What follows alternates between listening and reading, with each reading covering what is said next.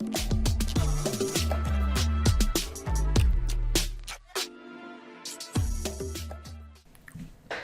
everyone, Anthony here, Pro Dealer Secrets, and today's video we're going to talk about the ideal customer and cars and what that looks like.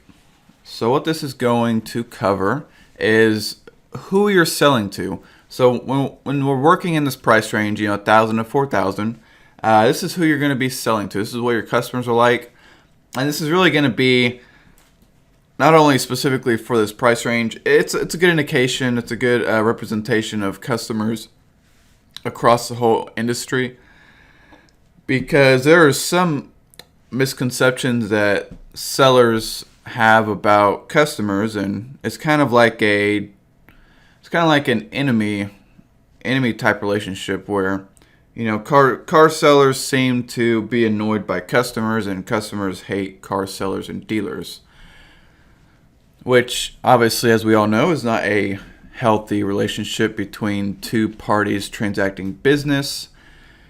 If you hate something, why would you do it? That's kind of the premise. So this is how you can provide a lot better experience for your customers, and also it's going to help you stand out heads and shoulders above everybody else that you're competing against. All right, so here's what we cover. We cover the ideal customers and the market conditions. Now, you should be pretty far along in researching your local market, so you should have a good idea of what your market's like at this point and what price range that you find the cars that aren't very nice within.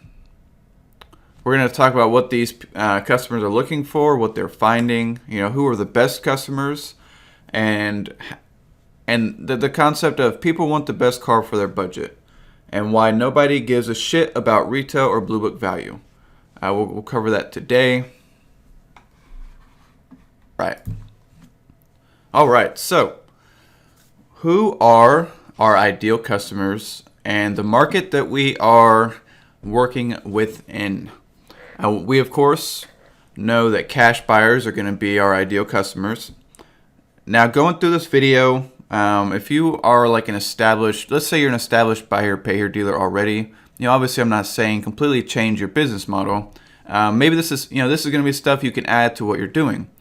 There's going to be some cars you don't want to put on payments, probably, I'm sure. But for all you guys that are inexperienced, starting out, or even dealers that are struggling with the finance model or the buyer-payer model, not really making a lot, maybe this could eventually not only supplement but replace what you're doing and be a lot more profitable business model. This is certainly what I've done. In the past, I've had a dealership where we've done financing. I've dabbled in buyer pay here, and ultimately it always comes around to the fact that I love selling cash cars way more. It's easier, it's faster, and way less headache than dealing with any finance customers. They're just different kinds of buyers. Cash buyers are typically overall pretty reasonable, very good to work with, and finance customers just seem to be really picky and kind of difficult, and the deals take so long to put together because you have the credit app, all the paperwork, and yada yada yada. So when it comes to cash buyers, we are looking for the $1,000 to $4,000 cash buyers primarily. Now, this is going to change if you are an experienced car flipper. Keep that in mind. If you're a dealer and you're like, I can go up to $5,000. If your market dictates $1,000 to $5,000, that's fine. And we're not doing any trades. We're not doing any payments. Again, unless this is your existing model. So what we are doing is we are looking to sell cars between $1,000 to $4,000, and the exact range will vary based on where you're at. And we're just selling for cash. Now, in my market, I make a policy not to sell any car under $2,000 because that is where like all the junk and the difficult buyers are. But $2,000 to $4,000 is our sweet spot. Now, depending on where you are, it may be $1,000 to $3,000. It may be $2,000 to $4,000. It might be $3,000 to $5,000. Like I know, for example, in maybe some very competitive cities where prices are really high for even a basic car, it may be 3 to 5,000, and that's fine. Because remember, research your market, find that sweet spot, and that's going to give you an idea of what you're working with. So we ask ourselves, why are these customers buying a cheap car? Well, there's a lot of reasons, and these are the most common ones that I see and the ones that you'll see. A kid's car, teenager, even sometimes a older adult kid that needs help from their older parent. Sometimes people need a second gas saver car, like a dude with the truck who wants to buy a Camry. Sometimes a dude with the Camry needs a work truck, or they need a family car with a third row, or they need a second car. And also keep in mind that I'm going to add this here to here. When people buy cheap cars, they only last a few years.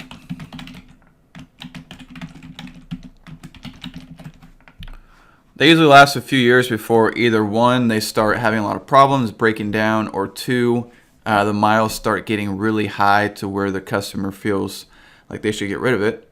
So that is another reason, is they are just constantly cycling out, the cheap cars every 2 or 3 years because, hey, they're not banking, they're not making $100,000 a year, so they just need to save up 2, 3, 4,000, buy a good car, drive it for a few years, and get another one. And just kind of repeat that cycle because, hey, some people don't want payments. They do not want to have a car payment. They don't want to pay the extra insurance, and that's okay.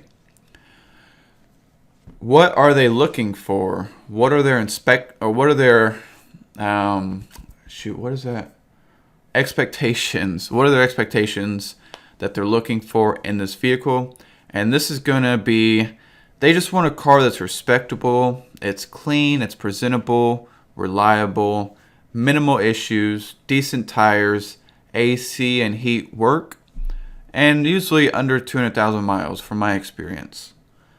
And if you can really zero in on these buyers here, you're going to have some success because these are customers that are having a really, really, really hard time shopping in the market.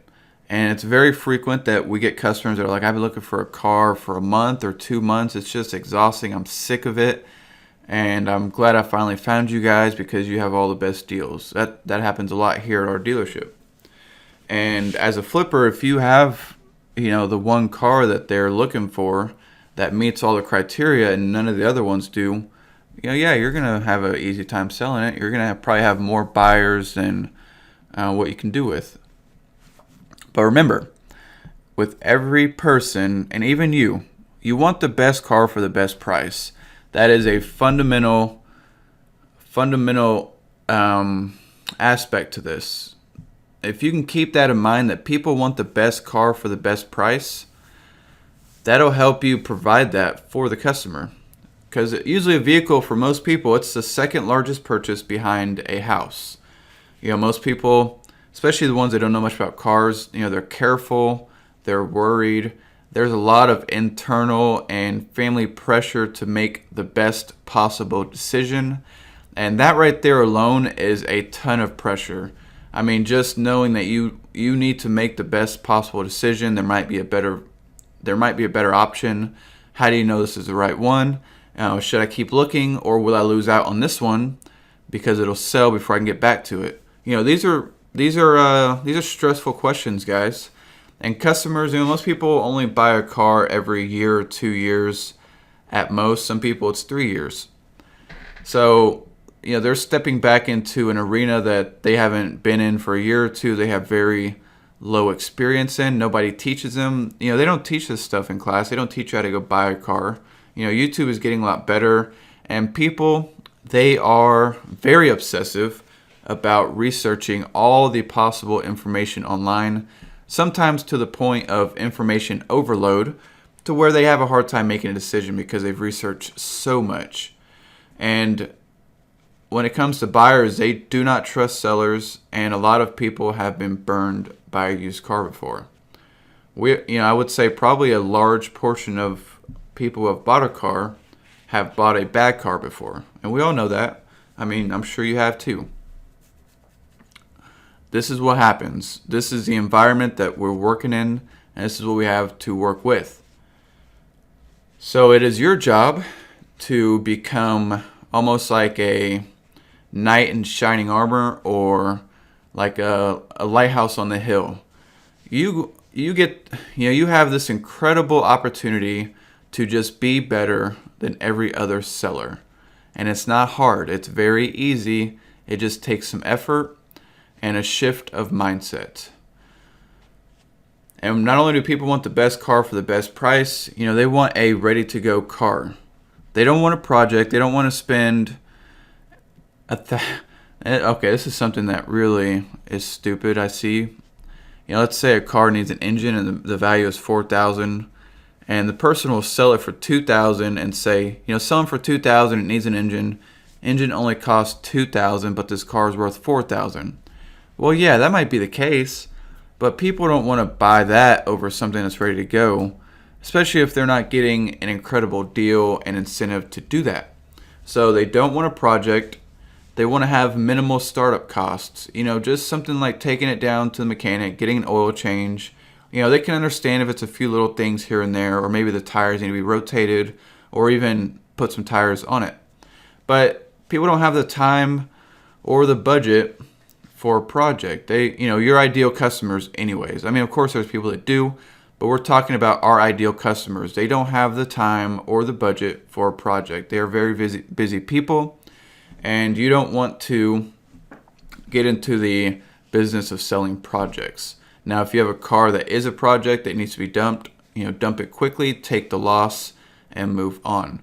There is a video later in this week about how to properly lose money on a vehicle, and I think that will save you a lot of headache and additional losses.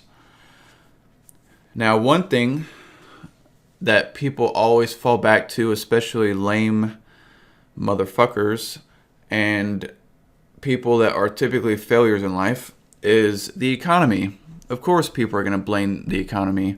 Oh, the economy's bad, I can't sell cars.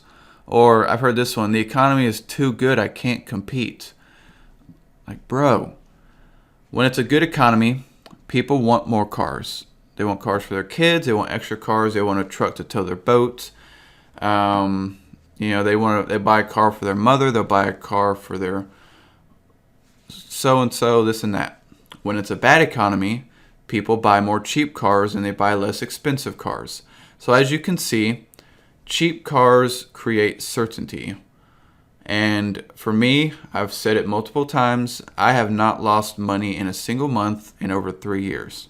So that means that up and down, slow or not slow, it doesn't matter. The cheap cars, they do create certainty, because when you provide the best car for the best price, people are always buying cars every single day. That will not change. The economy might change, people's perception might change, but as long as you provide the best car for the best price, you will sell that car. So I'm just here to say there are no excuses. There is no flow.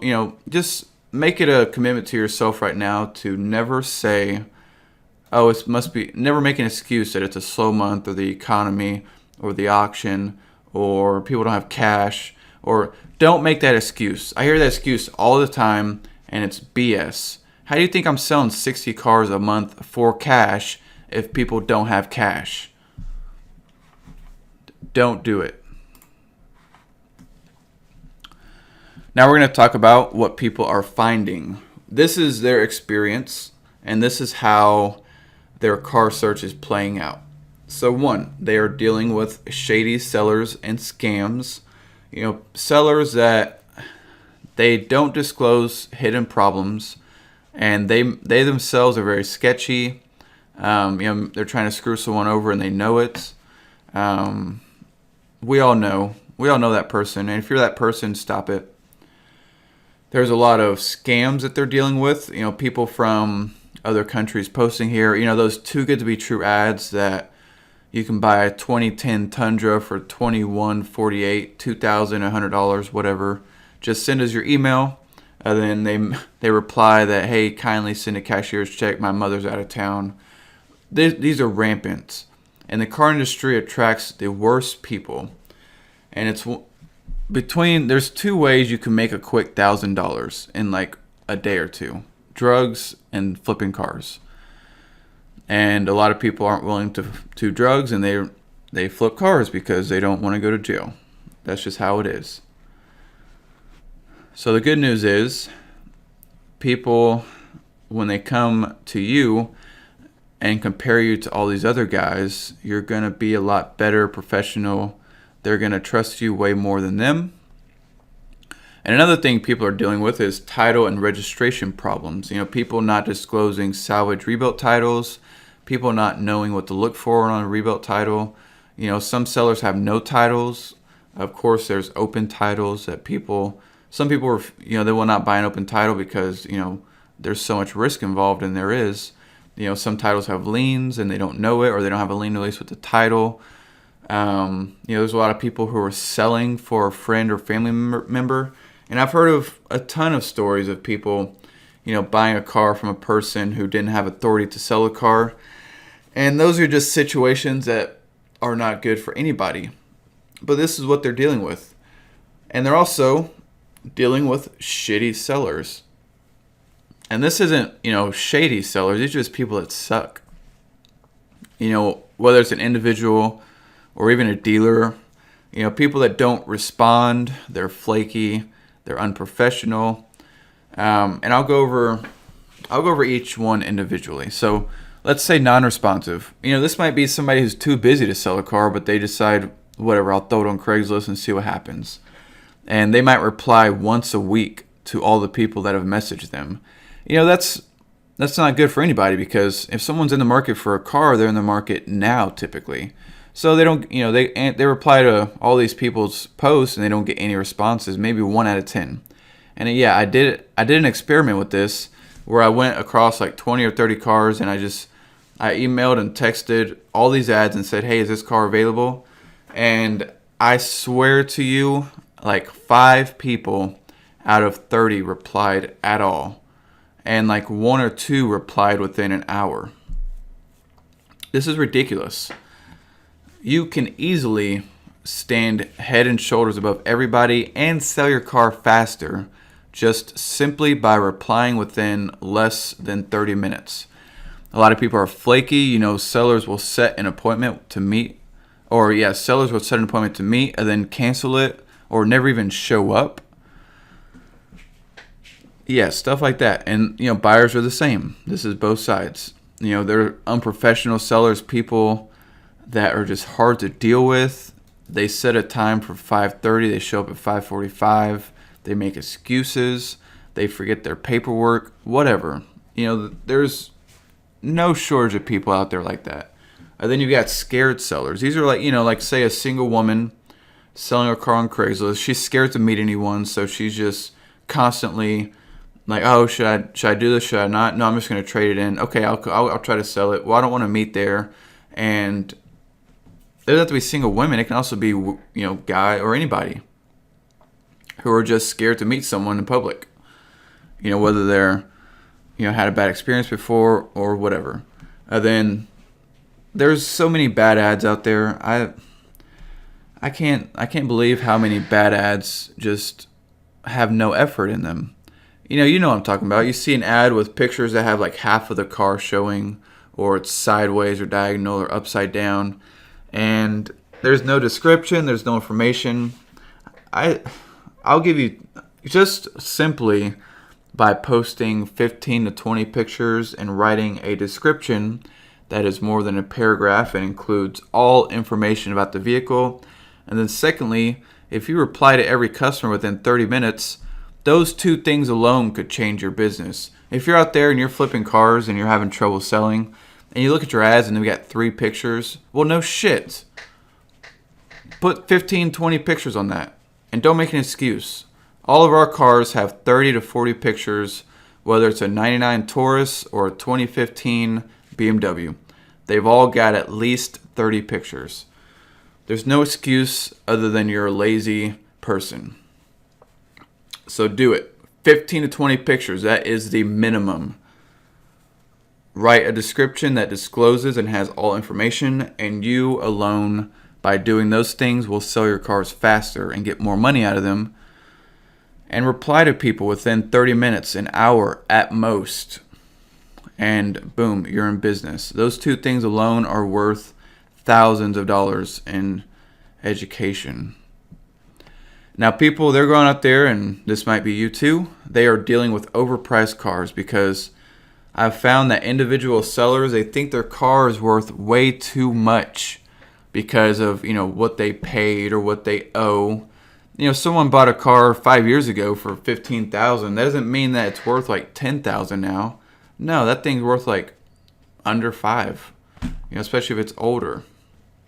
Or, people, and unfortunately it happens, they get a loan on a vehicle, and whether it's a buy or pay here or, whatever, the loan is the loan value, or not the loan value, but the loan balance is just way too high. It's, buy or payers, they don't care what the value is, they just way overcharge. So now people owe a crap ton on the car and they can't get out of the car, so they have no choice but to post it really, really high and hope someone overpays for that car, which they won't. And then, we know that dealers want retail value for their car, and a lot of times that's because with financing, it's against the law to advertise a price that's different for cash and different for finance.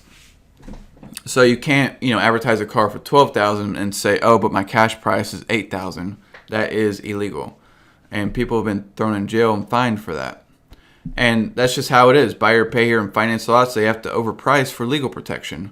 So people are in the market and they're seeing all these cars that are just way overpriced. And then when they come across yours that is reasonable and very, very good deal, cheaper than its retail value, they're always going to wonder, what's the catch? And they will think you're a scam if you don't have like 15, 20, 30 pictures. But if you've got all those pictures, you got good description, you seem trustworthy, you reply, boom, that's a deal. That is a sale, and it's an easy deal too. And not only the overpriced cars, people who are looking for cheap cars, they are coming across a lot of cheap turds. These are, we know what this is, and you've been looking in the market, your local market, and you've seen a ton of these. Cars that are cheap are usually turds. They're major issues that are not disclosed. They're rebuilt, salvaged, flood titles, and the prices aren't even cheap enough to justify the repairs. And oftentimes you'll see cars too that are low prices, but it's just a down payment amount by a dealer or whatever.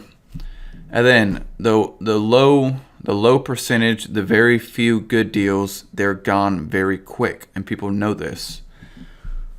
So, looking from your perspective, why should you ever think that you'll have difficulty selling a great deal priced below value that is professional, well presented, and you respond very quickly? Because flip over to the other side, and the buyers, they know that the good deals are gone quickly because they've seen it happen. That's the experience. And you get to provide those good deals, and you get to see your cars sell quickly. It's a win-win. Everybody's happy. But don't get greedy, because then your good deals become not good deals and they don't sell quickly. That is one of the biggest pitfalls that people fall into.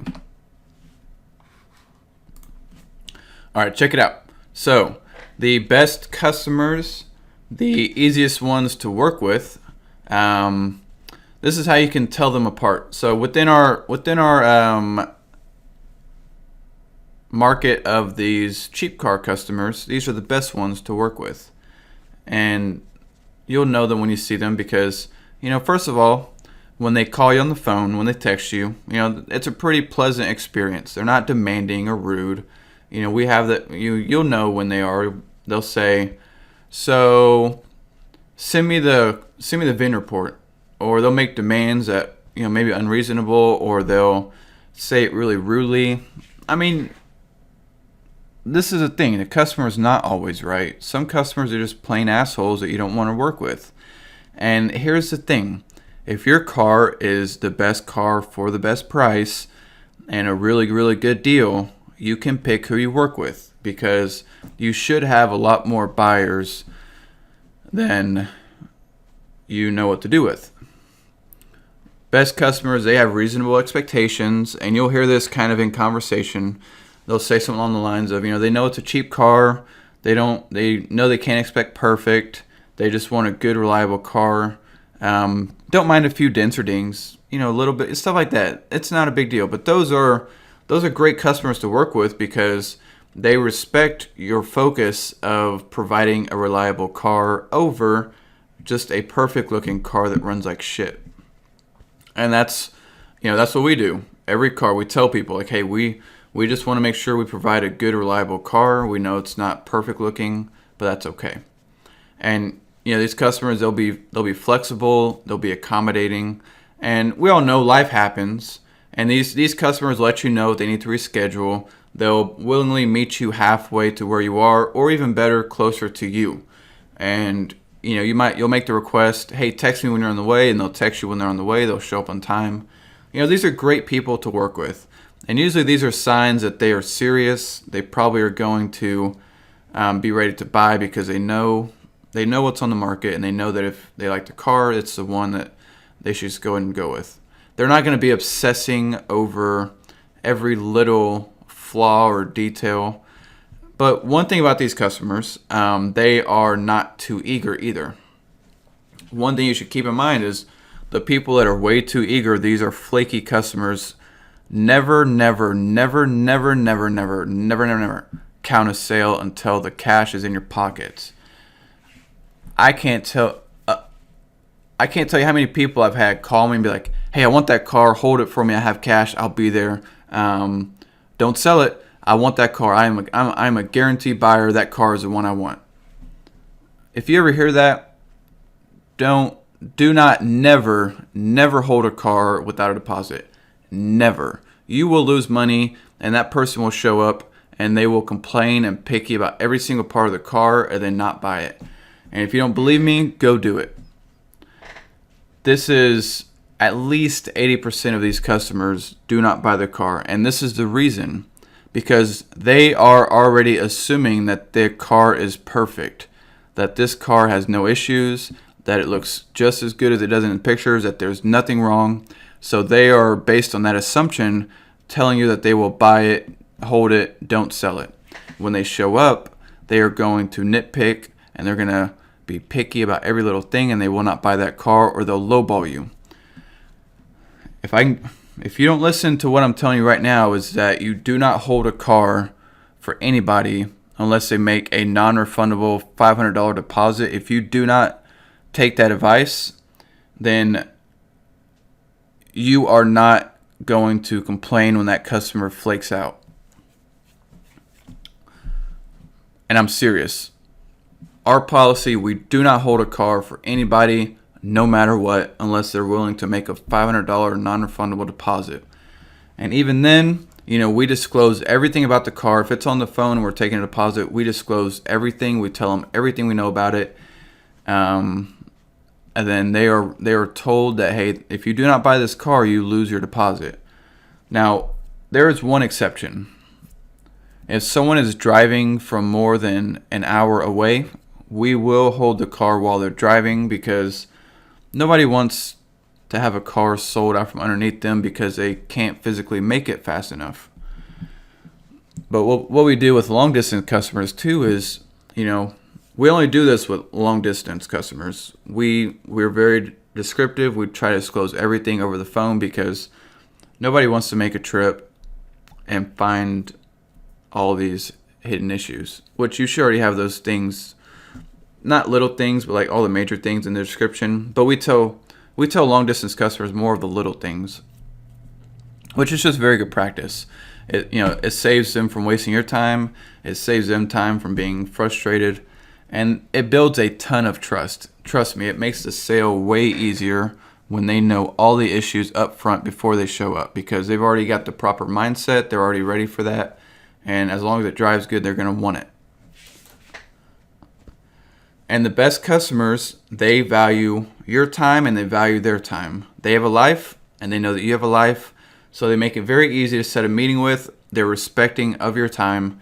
And just overall, they're not going to say something like, "Oh, you know, either you meet at this time or I'm not buying the car." You know, they're gonna work with you to set a good time. So this is our profile of what the best customer to work with is, and I really hope that you take that to heart, especially the part about not holding a car, because the people that are too eager, they are the customers that I watch out for. And they're usually people that just make decisions way too quickly and change their minds way too quickly.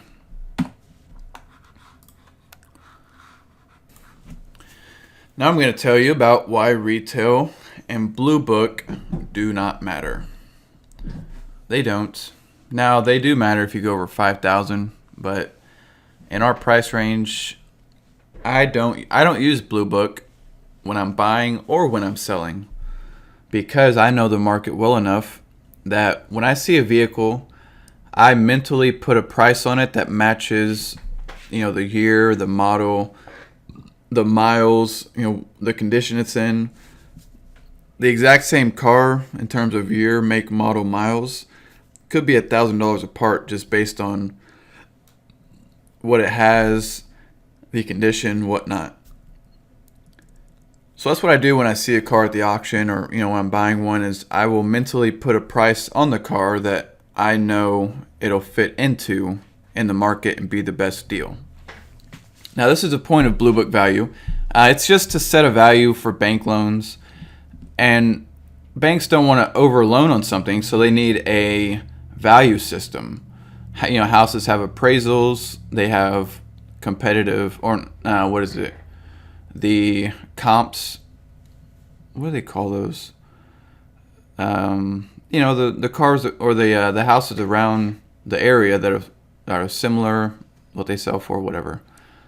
But it's also used, the Blue Book, for an estimation for uninformed customers. You know, people who don't know what cars are worth, they don't know the value, so they go to Kelley Blue Book and it gives them, you know, private value numbers. So it's a very helpful tool for buyers to know, you know, what to expect on trade-in, what to expect on private party and retail and whatnot.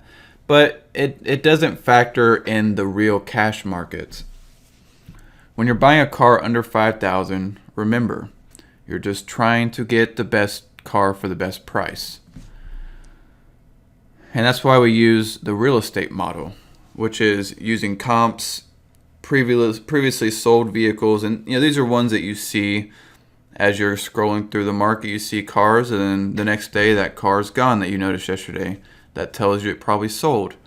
So when I see a car that I'm buying and I don't know what it's worth, I will go on Craigslist and search for that vehicle and see what all of the listings are selling for. But also I'll know in my head that based on what it is, it'll fit in this price range. So that's the way that I use to value cars, is what's on the market right now, what has previously sold, what I've previously sold, and that gives me a really good idea of where I can price the car to sell it as fast as possible.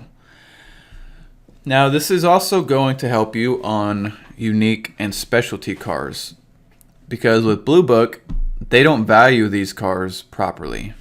You know, I'll give you an example. I've sold both of these.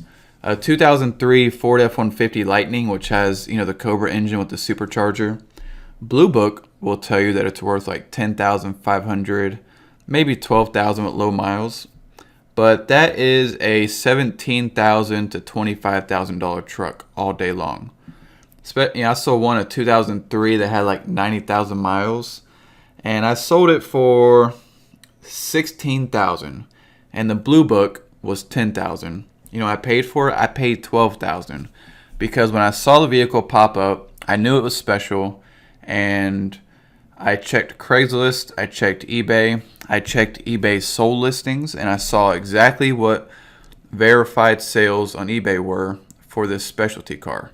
And that gave me an idea of like, hey, at this miles and this condition, I should get at least $15,000 out of this truck. So I paid $12,000. Now I got lucky and I wound up getting $17,000. I sold it to a guy in the Bahamas, because a hurricane had wiped out his truck that looked exactly like it. So that was kind of funny. Now the Mustang Cobra is the exact same thing. You know, '03 and '04, they made the Mustang Cobra with superchargers, and these are easily $15,000 to $20,000 and up vehicles. But Blue Book will tell you that it's worth like $12,000, but they are highly collectible.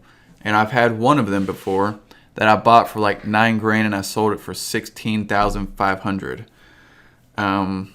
It was a good deal, and if I would have listened to Blue Book value, it would have never happened. Now, here is the great thing about these Blue Book values. It allows you to undercut everyone else's high price. And this is actually amazing for you and for me, is let everyone else use Blue Book and be constrained by what they think a car is worth and what they think they should get out of it. Because your advantage is to not use it and instead to provide the best car for the best price and to provide cars under their value. So let everybody else set a highly restricted, constrained market value for their cars. You know, there's a market of cars and they all are overpriced or priced at retail, and that makes it very easy for you to come in and undercut all of those prices, and you win. Think of it like an umbrella. This is actually a little mental image that I just had. All right, so it's like an umbrella, and this is the retail market. Retail prices. Of course, I am an amazing artist, and I'm not good at drawing with my mouse. So this is just all the cars that are priced at retail / Blue Book. It's like a fence. You know, customers come in and they look at all these cars and they're all priced for what their value, so to speak, is. Man, you know what you get to do? You get to take your car, you get to blow up this whole business model, just fuck everybody, and price your car here for less than retail value. You know, it might be the price is $3,500, right? But the value is like $6,000. So you get to just slip under here, take up all the customers. They're all going to want your car because it's priced so cheaply and it's such a good deal and it's a very nice, clean, respectable car. So, boom. You get behind this fortress, this little fortified line of collective value and prices that all sellers have colluded into, and you get to just take advantage of the system. It's all right there. It's all laid out for you to take advantage of. And currently, a lot of you are probably part of that collective fencing. Just step back. Take a new way. Provide customers with great deals, great value, and you will win. Let me tell you a little story about Walmart. If you haven't heard of Walmart, where have you been? So Walmart, when it started in 62, it was either 62 or 64, Sam Walton had the idea, because now Sam Walton had been in the retail industry at this point for like 15 years. Walmart was not his first company. He had been running five and dimes and discount stores for over a decade. So he had experience. He's seen the market. He's seen how other businesses and owners operate. So when they started up Walmart in 62, his policy was to issue a standard 30% markup on all product. No matter what other people were selling it for, no matter what it was worth, he took the price that they bought it for and added 30% to it. Now, why did he do this? Because he knew that if his company made 30% profit on every product, they would do very well, and they would sell their product very fast and grow exponentially. He didn't care what it cost anywhere else. And within 20 years, it became one of the biggest companies in the world just by passing along good deals to his customers.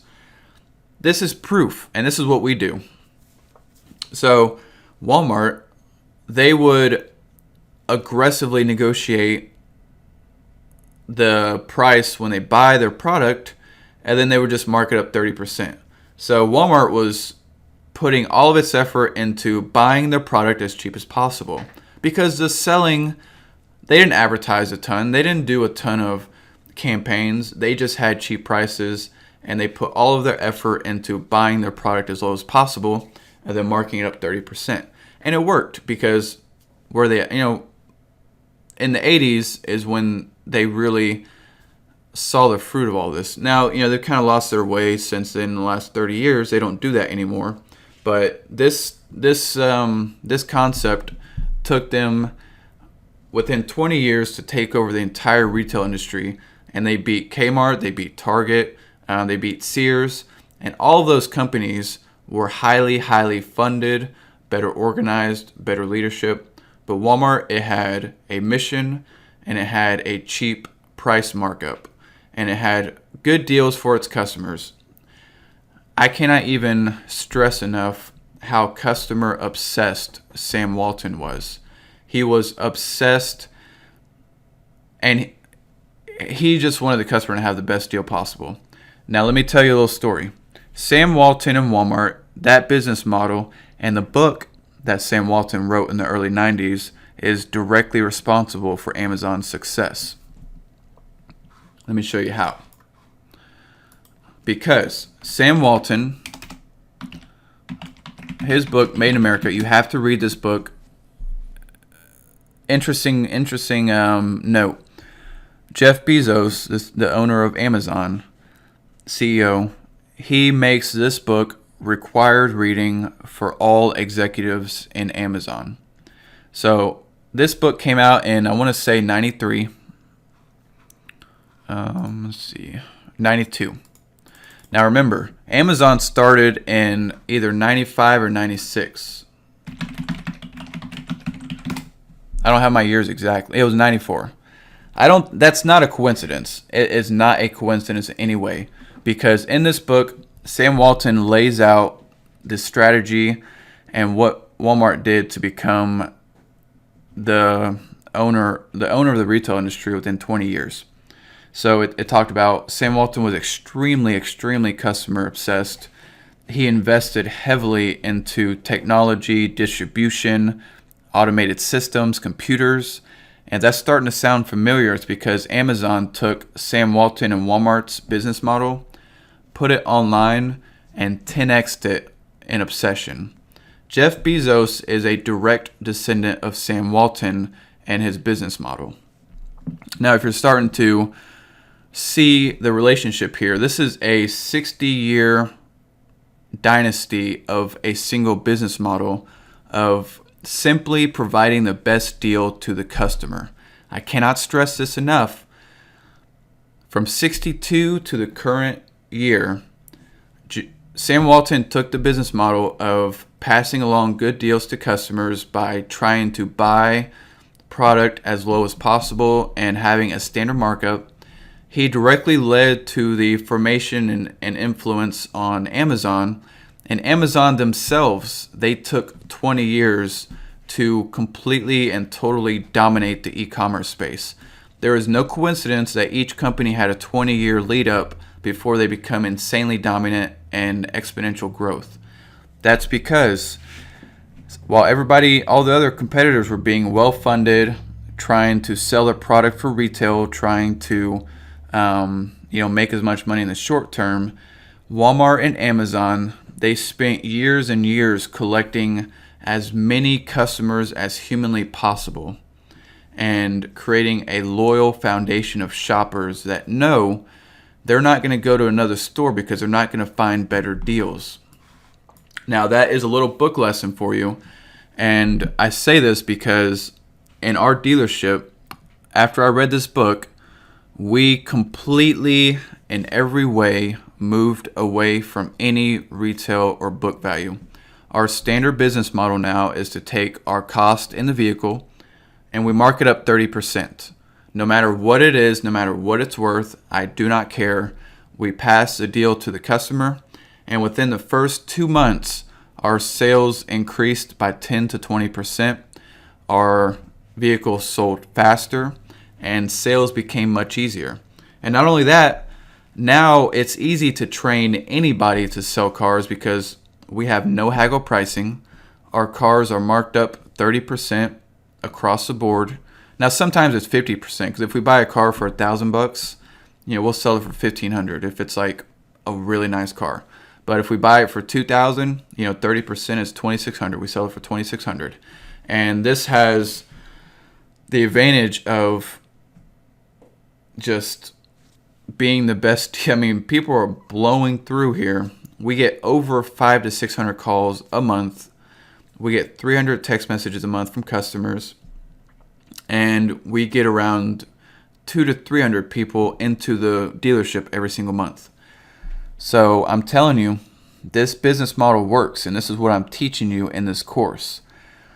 Be aggressive about buying and checking your cars as much as possible and buying them as cheap as possible, and then pass the good deal along to your customers, and you will have results guaranteed, because there are very, very few people and businesses operating this business model, and the ones that do it long term, they win. Now, if I were to want to be in this dealership space long term, I could easily take this business concept and expand it to any and all markets in the entire United States, but that's not my goal.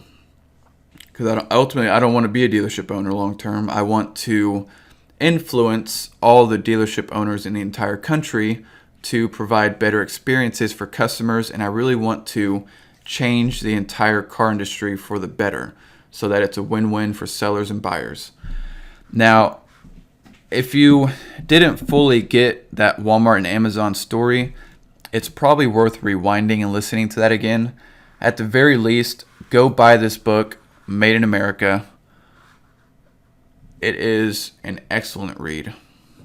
One of my favorite books by far. And it's Sam Walton himself. He wrote it. And a lot of people think, billionaires like this, they're just greedy, whatever. If you read this book, you will understand what a neurotic, obsessed person Sam Walton is.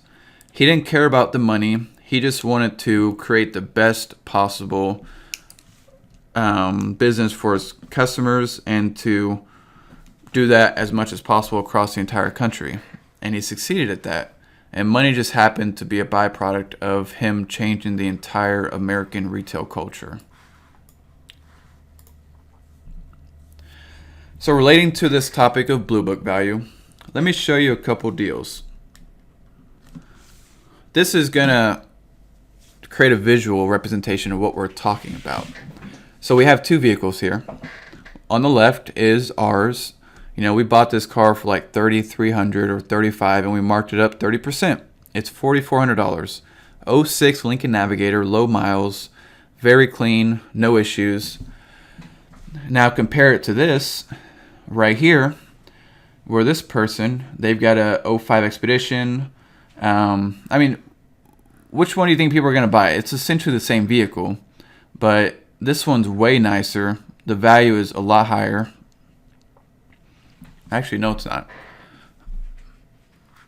Oh, that's right. The miles are a little lower on this one. So compare these two. If this was our Expedition, we sell these for $3,500. That's typically what we price these for because that's all they're worth. That's what we get out of them. Now, if you give a customer these two choices, and they're both four-wheel drive, they're both, V8, everything's the same. This one's cloth, and of course the customer is going to pick the Navigator. It's a way nicer vehicle, a lot cleaner. But you see what I mean is just because this value right here is this high, it doesn't mean that it's better than what the market is. If you look on the market, you're going to see this, and it beats this any day of the week. Now, I found this Jetta. Look at this guy. He has a 2013 Jetta. He prices it for exactly private party value, because that's what he thinks he should do. And it's got decent miles. It's cloth. Really nothing special about it. And then we take our vehicle, and not only is it priced below Blue Book value, it has good miles, it has leather, and we also include a free warranty, free Carfax, in and out in 20 minutes, fast paperwork, no fees, no doc fees, All this stuff right here adds on top of the vehicle to create a much higher perceived value than just this guy right here. So this is what we're talking about. You need to have a vehicle that you sell that has a much higher value and perceived value than what you're selling it for. And that just makes it easy for you, because all these guys out here, there's no shortage of people that are going to try to sell their car for private party value. But the thing they don't think about is, in order to sell a car for private party value or retail, there must be a much, much higher demand for that vehicle than there is a supply. And that's not always the case, especially with this car. Why would someone pay what it's worth for a car that's not really desirable? Unless they just have to have this one car, which is very rare. This is a knowledge bomb that I'm going to drop on you right here. Not only is the Sam Walton and Amazon relationship highly interesting and something that could completely change how you do business forever, this right here is going to be something that could probably just blow it out of the water. If you apply this information I'm about to tell you in your business life, even your job, in everything you do business-wise, whether it's a job you work at, you're just flipping cars on the side, you're a dealer, you're any other kind of business, this is going to be it right here. Provide more value to the customer than their money's worth. This is something that is not done nearly enough, but the people that grasped this concept are definitely winning in business and doing very well. Because when people shop for something, let's say a vehicle, they research and come to know the market. Just like you should be doing every single day, you should be learning your market, because once you know what cars are being sold for and what the prices are, then you know that you can provide something that's worth more than the customer's money that they're paying you. And this is something that a lot of the most successful companies do. And even in this case, with this course, whether it's the cheaper version or the full version, my absolute goal is to provide a product and a service that is worth more than its price, because obviously there's no point in buying this course if it doesn't make you more money than what you paid. And this is a very key concept when someone buys a vehicle too, because if they see a vehicle that's priced lower than what they perceive it to be worth, or even what Blue Book tells them it's worth, this makes a buying decision much easier for the customer. And not only that, you get a chance to be different. One of my biggest things in life is I'm obsessively contrarian. I have to be different than everybody else, because why would you want to be the same as everybody else? When everybody else is selling their cars for retail and you can provide a service that's significantly underpriced, while they're all trying to sell their car for its value, you should be selling yours for under their value. And the result is the car will essentially sell itself, especially for cars under $5,000. Another thing you can do to make this easier is adding value however possible. And there's a video I'm going to link to below by Russell Brunson. He explains this concept of decommoditizing a product and creating an offer. This is an amazing video, and this is something that will be a huge business lesson that you can take forward in whatever you do.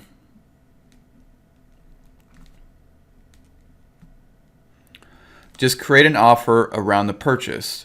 And it's not just a vehicle. What can you add in value, and what can you add to the purchase to make people perceive that it's worth a lot more than just a vehicle? I'll give you an example. Here at my dealership, for every customer, we offer them a free warranty. They get a free Carfax. Our dealership has over, at this moment, 430 reviews, which is more than any other used car dealer in the entire state. So there's a sense of trust and comfort. We have no doc and title fees, and there's no pressure when people come in. It's laid back. We don't chase people around the lot. And we advertise that they can be in and out in 20 minutes, paperwork done, and vehicle gone. And that's a big deal because, we're hitting all the major pain points: transparency, reliability, warranty, trust. There's no unexpected fees. They're not going to be hounded. They're not going to be chased around. And it's going to be a quick and easy experience. And we provide all the information, as much information as possible.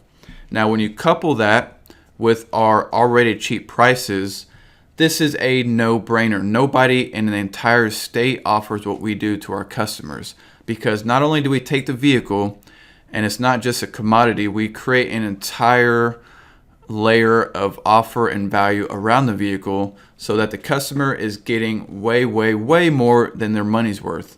And this is how we sell 50, 60 plus cars a month, because these are no-brainer purchases for the customers. They show up, the car's nice, clean, inspected, and then they get all of this with it. And on top of that, it's cheaper than every other single car in the market. You tell me, is that easy? Is that an easy deal? Yeah, all we got to do is sit back and write it up.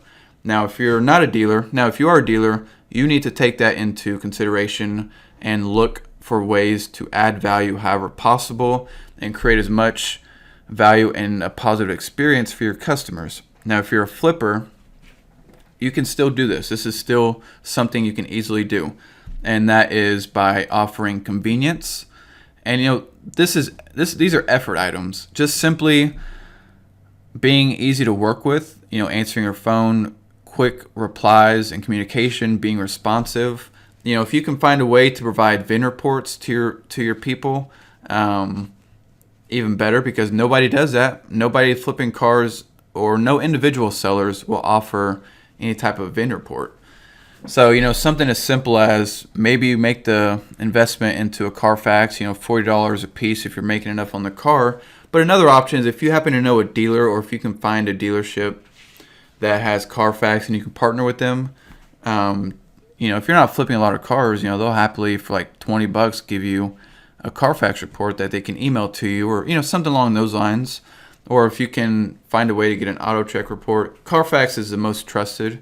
But that's something that you can offer to customers in the description, and say as simple as Carfax available upon request. I can email you a copy of the Carfax. If you need one, just text me or call me. That's a big deal. You can just be creative. Maybe you could partner with the warranty company that you can put a transferable warranty on your vehicle for customers, or maybe in your area it's hard for people to get around, so you could be like, if I could meet you closer to where you are. There's all kinds of ideas. You're just gonna have to be creative, but just simply the act of having a lot of pictures, having a good description, being very, very, very responsive and very quick to reply. Those are all things that are already standing above everybody else. And if you add on top of that some kind of Carfax report, convenience, and just overall a good, honest, trustworthy experience, you will win hands down. It's not even a question. Remember, people love to buy, but they hate to be sold to. And you know this. You like to go to the mall. You like to buy stuff, but don't you hate when you walk by and they're trying to sell you stuff from the kiosk and they're just bugging you? It's like, bro, don't talk to me. Like, if you have a product I want, I'll buy it if it's a good deal. And people love to buy good deals, because when they get a good value, they will brag about it. Somebody gets a good deal on a car, that is bragging rights for a week.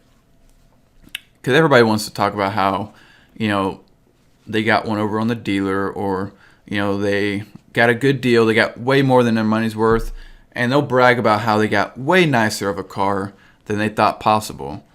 If you're a dealer, that's something that leads to a lot of referrals, because we get anywhere from 5 to 8 referral deals every single month. That pretty much pays our bills. And on top of that, we'll get upwards of 10 total. So we'll get about 8 to 10 every single month, repeat and referral deals. These are people that come back and buy another car or refer someone, because every single referral we offer the person $100. Like, every referral you send, you get $100. And if you send us a lot of referrals, we'll start giving you $200 just for being awesome. These are things that we do because people love to buy, but they hate to be sold to. That is a universal truth. So this is a great video. I hope you're understanding how crucial this information in this video is and how it is just standalone. This is a video that could be worth thousands and thousands and thousands of dollars in information. And I'm going to link below to a video that I watched from Russell Brunson. He talked about how to decommoditize a product and create an irresistible offer around that product. So if you watch that and you apply it to vehicles or whatever business you're in, these concepts can also be applied if you're in a job. And right now you're just a product. That's what it is. When you're an employee, you're just an employee. It's like a product. Now, if you can find ways to go head and shoulders above and make yourself valuable and make yourself pretty much like an offer to the company by doing extra things, learning new skills, going the extra mile, even something as simple as showing up to work an hour early and just putting in work to learn and trying to learn different parts of the company, knowing how to do different jobs or researching the industry, learning. Those things will over time make you an incredibly valuable person, and raises are inevitable. Everybody wants a raise, but I'll give you an example. I get to my dealership every day at 5:30. And if someone so much as shows up 30 minutes early at 8:30 when we open at 9, I notice that. And that immediately creates a positive impression. It never happens, but the one or two times it has happened has been a huge deal to me as a business owner. So looking back, after if you need to rewatch this video to get some of these concepts, I'd highly recommend that. Just remember, there are more deals out there than you could ever flip. If you're having doubts about selling cars for cheaper than their retail value because you think that there's no way you're gonna be able to replace it if you sell it too quick, guys, there are more deals out there than you could ever flip. I promise you. Here are your action items for the video. Below, I'm going to link over to my YouTube channel. I have live flip search videos where I actually record myself looking, and it's not staged. I look for vehicles in certain price ranges. I click on them. I go over my thoughts as I look at them, and that'll give you an idea of what I look for in the ads and the vehicles and stuff like that. Below, there is a 5 potential flips worksheet. So fill this out because you're going to identify 5 potential cars that you could buy and flip. And as always, continue monitoring the market. This should be a daily habit now. If you are serious about this, you need to know the sub $5,000, the $1,000 to $5,000 price market very, very well. This is not an option. If you're going to be successful at this, this is not an option. You should know the markets. So remember, this is actually easier than you think. Most people make things harder than they really are. It comes down to providing the best car for the best price and providing people more value than their money's worth. Those two key concepts alone will lead to success. And if you know the market, you add those 3 things together, you are on the path to win, I promise. So this is Anthony with Pro Dealer Secrets, and I'll see you guys on the next one.